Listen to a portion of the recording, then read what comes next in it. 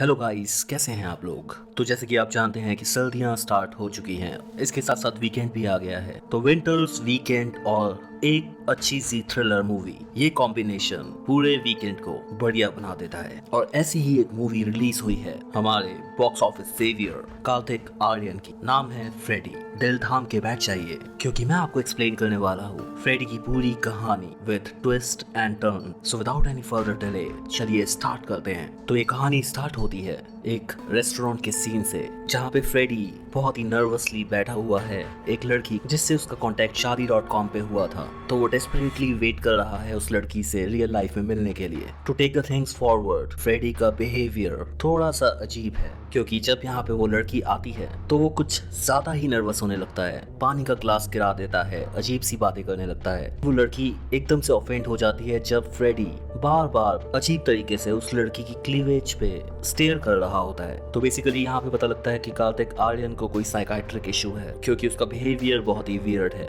अब यहाँ पे फ्रेडी उदास होकर घर पे आ जाता है और सोचने लगता है कि उसको ये सब नहीं करना चाहिए था। साथ ही साथ उसका एक दोस्त है हार्टी, जो एक टॉर्टोइज है। तो एक तो वो घर पे अकेला रहता है, दूसरा उसका कोई दोस्त नहीं है, तीसरा उसको हमेशा अपने वियर्ड बिहेवियर की वजह से लड़कियां रिजेक्ट करती जा रही। तो इस वजह से वो लड़कियों के लिए बहुत ज्यादा ऑब्सेस्ड हो गया है और वो डेस्परेटली चाहता है कि किसी भी तरीके से कोई उसकी गर्लफ्रेंड बन जाए।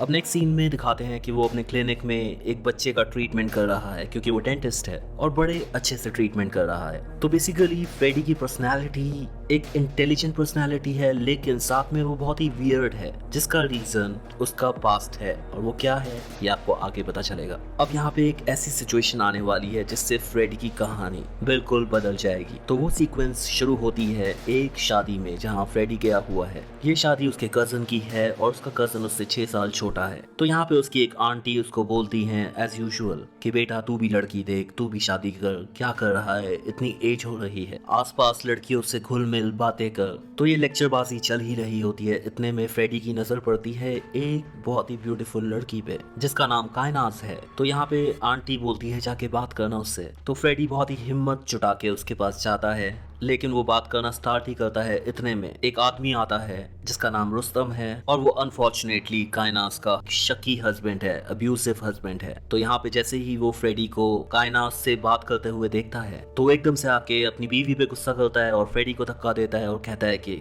मेरी बीवी से दूर रहो। फ्रेडी वहां से एम्बैरेस होके चुपचाप आ जाता है। अब वो वहां से आ तो गया है, लेकिन अंदर ही अंदर कायनास का चेहरा भूल ही नहीं पा रहा। एक तरीके से कायनास के प्यार में पागल हो गया है। सपने से लेकर रियलिटी में उसको कायनास का चेहरा दिखे ही जा रहा है। अब यहाँ पे एक स्ट्रेंज चीज ये होती है कि एक दिन वो ऐसी क्लिनिक में बैठा होता है और अचानक से उसके क्लिनिक में कायनास आ जाती है अपने दांतों का ट्रीटमेंट कराने के लिए। ये देख के फ्रेडी बहुत ही खुश हो जाता है, लेकिन जब ऑपरेशन थिएटर में जैसे ही कायनास बेहोश होती है तो वो बेहोशी में कायनास के पास जाके उसकी बॉडी को देखने लगता है अजीब तरीके से और उसको आई लव यू बोलता है। अब यहाँ पे कायनास चली जाती है क्लिनिक से, लेकिन फ्रेडी इमेजिनेशन में उसके साथ जीने लगता है, उसको हर जगह पे इमेजिन करने लगता है और इतना ऑब्सेस्ड हो जाता है कि उसका एड्रेस, उसकी डिटेल्स जान के उसके घर के आसपास उसको स्टॉक करने लगता है। गाड़ी में बैठकर ऑब्जर्व करने लगता है कायनास की मूवमेंट को और यहाँ पे उसको ये पता लगता है कि रुस्तम कायनास को कितना टॉर्चर करता है।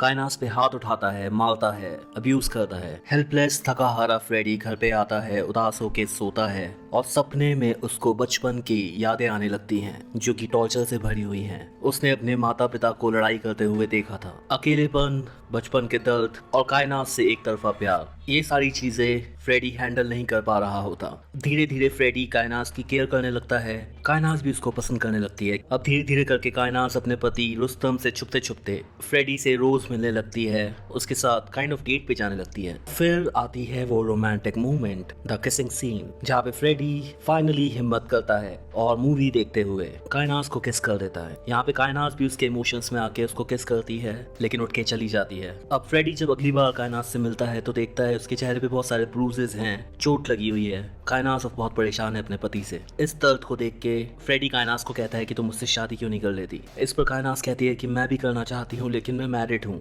और अगर रुस्तम को हम दोनों के बारे में पता लग गया तो हम दोनों को जान से मार देगा। यहाँ पे फ्रेडी डेस्परेशन में आके कायनास को खोने के डर से ये बोलता है कि तुम बिल्कुल फिक्र मत करो, मैं रुस्तम को मार दूंगा। और अब फ्रेडी प्लान बनाता है रुस्तम को मारने का। वो रुस्तम के टाइम स्केड्यूल को ट्रैक करता है, पता लगाता है कि रुस्तम सुबह सुबह कितने बजे जॉगिंग पे निकलता है, और फाइनली एक दिन वो रुस्तम को अपनी गाड़ी से कुचल देता है और उसको जान से मार देता है। अब मर्डर करने के बाद वो कुछ दिन अपने फार्म हाउस पे जाके बिताता है और प्लान के अकॉर्डिंग कुछ दिन बाद कायनास को कॉल करता है। और यहाँ पे फ्रेडी को बहुत बड़ा झटका लगने वाला है क्योंकि कायनास कॉल नहीं उठा रही। अब कुछ दिन जब कायनास उसकी कॉल नहीं उठाती तो फ्रेडी परेशान होकर फाइनली कायनास के फ्लैट पे पहुंचता है, गेट को नॉक करता है, और जैसे ही गेट खुलता है उसके होश उड़ जाते हैं क्योंकि गेट खोलता है कायनास का बॉयफ्रेंड जिसका नाम रेमंड है। ये देख के फ्रेडी चौंक ही गया होता है, इतने में कायनास आती है और फ्रेडी का दिल इस तरीके से तोड़ती है कि फ्रेडी की आंखों में आंसू आ जाते हैं। वो फ्रेडी को बोलती है कि तुमने सोच भी कैसे लिया कि मैं तुम जैसे साइको से प्यार करूंगी। अपनी शक्ल देखी है, मेरा तुमसे मिलने का रीजन सिर्फ तुम्हें यूज करना था क्योंकि मुझे अपने पति को अपने रास्ते से हटाना था, अदरवाइज तुम जैसे चेहरे पे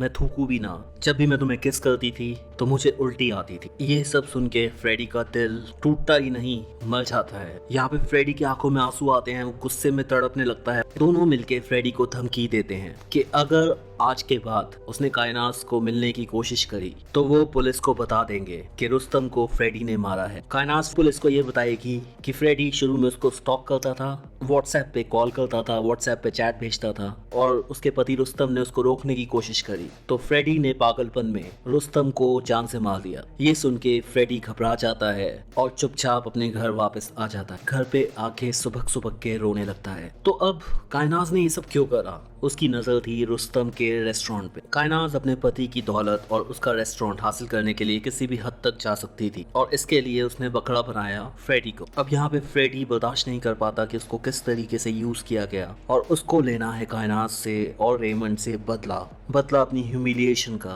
अपनी सेल्फ रिस्पेक्ट का। और अब शुरू होती है फ्रेडी की प्लान नंबर 2 की कहानी, कायनास और रेमंड से बदला। फ्रेडी इन दोनों की मूवमेंट ट्रैक करता है, देखता है कि वो कितने बजे घर से बाहर निकलते हैं, और एक दिन जब वो घर से बाहर निकलते हैं तो वो नकली चाबी से कायनास के फ्लैट में घुस जाता है। अब फ्रेडी डॉक्टर है और उसको कायनास की स्किन एलर्जी के बारे में पता है, तो वो बाथरूम में जाके कायनास के फेस वॉश में एलर्जी वाले केमिकल्स डालता है, फ्रिज में जो खाना है नींद वाली केमिकल्स को मिक्स कर देता है और चुपचाप घर से बाहर निकल के इंतजार करता है। और जैसे ही कायनास और रेमंड गहरी नींद में सो रहे होते हैं, फ्रेडी घर के अंदर घुसता है क्योंकि उसको सारे सबूत मिटाने हैं, सारी पिक्चर्स, सारे व्हाट्सएप चैट जिसकी वजह से कायनास उसको ब्लैकमेल कर रही, और ये करने में वो कामयाब हो जाता है। अब यहाँ पे फ्रेडी एक चीज और करता है, वो रेमंड की गाड़ी की चाबी उठाता है, बाहर जाता है और उनकी गाड़ी के ब्रेक्स को निकाल देता है, और ये सब करने के बाद वो अपने घर आ जाता है। अब जैसे ही सुबह होती है, कायनास के चेहरे पे चारों तरफ एलर्जी हो गई होती है। अब जैसे ही दोनों गाड़ी में बैठते हैं, क्योंकि फ्रेडी ने ब्रेक्स के फ्लूइड को निकाल दिया था, यहाँ पे ब्रेक्स फेल हो जाती हैं और इन दोनों का एक्सीडेंट हो जाता है। लेकिन अब शुरू होता है फ्रेडी का सेकंड टॉर्चर, जिसका मकसद है कायनास के रेस्टोरेंट पे अटैक करना। तो वो उसके रेस्टोरेंट से खाना ऑर्डर करता है और उसमें मरी हुई छिपकली को मिला के जोमैटो पे कंप्लेन कर देता है और उस पिक्चर को वायरल कर देता है। इस न्यूज से कायनास के रेस्टोरेंट की बदनामी शुरू हो जाती है और फूड इंस्पेक्टर्स टेम्परेरीली कायनास के रेस्टोरेंट को बंद कर देते हैं। कुल मिला के फ्रेडी ने एक ऐसा खेल शुरू कर दिया है जिसमें उसने कायनास और रेमंड की रातों की नींद और दिनों के चैन को उजाड़ दिया है। अब यहाँ पे कायनास भी शातिर है तो उसको धीरे धीरे शक होने लगता है कि ये सब अगर कोई करवा रहा है तो वो फ्रेडी ही हो सकता है। अब फाइनली कायनास सोचती है कि टाइम आ गया है पुलिस को सबूतों के साथ फ्रेडी को पकड़वाने का, लेकिन कायनास की चाल उल्टी पड़ जाती है क्योंकि जैसे ही वो पुलिस को बताती है कि किस तरीके से फ्रेडी ने उसके हस्बैंड को मारा और सबूत के तौर पे पुलिस को व्हाट्सएप टेक्स्ट और फोटोज दिखाने लगती है, तो देखती है कि वो फोटोज और टेक्स्ट है ही नहीं क्योंकि ऑफ कोर्स वो फ्रेडी ने डिलीट ही कर दिए थे। तो यहाँ पे पुलिस फ्रेडी का साथ देते हुए बोलती है कि आगे से उन्होंने फ्रेडी जैसे भले मानस डॉक्टर को परेशान करने की कोशिश की तो पुलिस उनके अगेंस्ट एक्शन लेगी। ये सुन के आग बबूला होके कायनास और रेमंड यहाँ से चुपचाप निकल जाते हैं। और अब यहाँ से फाइनली शुरू होता है कहानी का लास्ट हिस्सा, जहाँ पे कायनास वर्सेस फ्रेडी का फाइनल शोडाउन होने वाला है। और पहला पहला हमला होता है काइनास की तरफ से, क्योंकि वो फ्रेडी के सबसे अजीज दोस्त हार्डी, जो कि एक टॉर्टोइस है, उसको फ्रेडी के घर से चुरा लेती है और रेमंड से उसका सूप बनवाती है। और ये सब करने के बाद कोल्ड हार्टेडली फ्रेडी को कॉल करके बताती है। अब यहाँ पे ऑलरेडी ब्रोकन फ्रेडी टूट जाता है, क्योंकि उसका एक ही दोस्त था हार्डी, जो बचपन से लेकर अब तक उसके साथ था। ये सुन के फ्रेडी पागल हो जाता है और अब वो किसी को माफ नहीं करने वाला। और यहाँ पे फाइनल काउंटडाउन शुरू होता है फ्रेडी का बदला। फ्रेडी का कॉल आता है काइनास को और वो उसको बोलता है कि तुम्हें हार्डी को नहीं मारना चाहिए था, फिर भी मैं तुम्हें माफ करने को तैयार हूँ, लेकिन उसकी एक कंडीशन है। काइनास पूछती है क्या कंडीशन है। इस पर फ्रेडी बोलता है कि वो और रेमंड पर्सनली फ्रेडी के फार्म हाउस में आके उससे मिले और माफी मांगे। तो काइनास और रेमंड पहुंचते हैं उसके फार्म हाउस और यहाँ पे फ्रेडी को मारने की कोशिश करते हैं और किसी तरीके से फ्रेडी बच जाता है और उनके ऊपर हमला करता है, उनको स्टन गन से बेहोश करता है और दोनों को डेंटल चेयर्स पे बिठा देता है। और अब शुरू होता है फाइनल टॉर्चर। यहाँ पे फ्रेडी साइको की तरह एक एक करके दोनों के सारे दांत निकाल देता है और दोनों को एक एक करके मार देता है और जमीन में गाड़ देता है। तो यहाँ पे खत्म होता है फ्रेडी का बदला। कार्तिक आर्यन ने साइको के रोल में अमेजिंग एक्टिंग की है। मूवी ठीक ठाक है। सो वीडियो को लाइक कीजिए, चैनल को सब्सक्राइब कीजिए। जल्दी ही मिलते हैं अपनी अगली वीडियो में, तब तक के लिए कीप वॉचिंग ऑनेस्टली सेड।